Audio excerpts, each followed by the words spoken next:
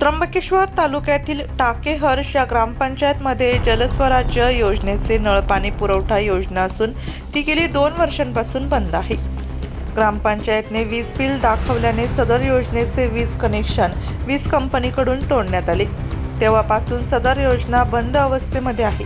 त्यानंतर त्याच गावात 2023 पासून जलजीवन योजनेअंतर्गत नळ पाणी पुरवठा करण्याचे काम सुरू झाले, मात्र ते काम अर्धवट आहे। त्यामुळे दोन योजना असून देखील या गावातील ग्रामस्थांना पिण्यासाठी पाणी मिळत नाही। याबाबत अनेकदा पत्रव्यवहार करूनही काहीच उपाययोजना केली नाही।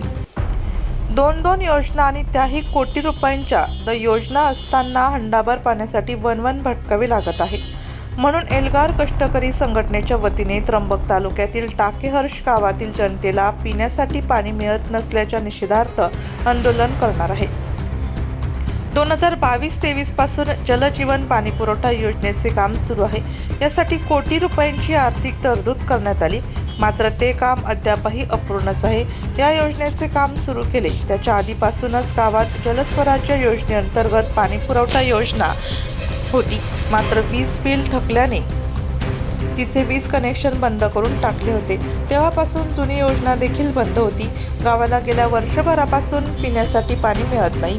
जलजीवन योजना 2023 साली काम 40% झाले आहेत, अर्धवट काम केलेले आहे।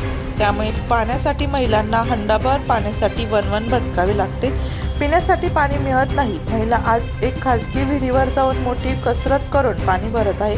ग्रामपंचायत प्रशासन आपल्या पाणी पुरवठा विभाग काहीही करत नाही, म्हणून एल्गार कष्टकरी संघटनेच्या वतीने दिनांक 16 डिसेंबर 2024 रोजी सकाळी 11 वाजता टाकेहर्ष येथील शेकडो महिला एल्गार कष्टकरी संघटनेच्या नेतृत्वाखाली रिकामे हंडे घेऊन त्र्यंबक देवगाव रस्त्यावर रस्ता रोको आंदोलन करणार असल्याची माहिती एल्गार कष्टकरी संघटनेच्या वतीने त्र्यंबक तालुका अध्यक्ष वसंत इरते यांनी दिली। याबाबतचे निवेदन जिल्हा परिषद आणि पंचायत समिती प्रशासनाला दिले आहे।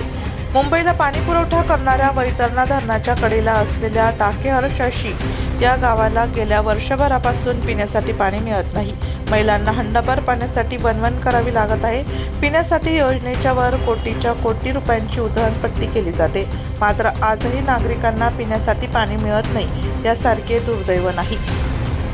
या गावाला सोमवारी पाणी पुरवठा सुरू झाला नाही तर सोमवारी रस्ता रोको आंदोलन करणार।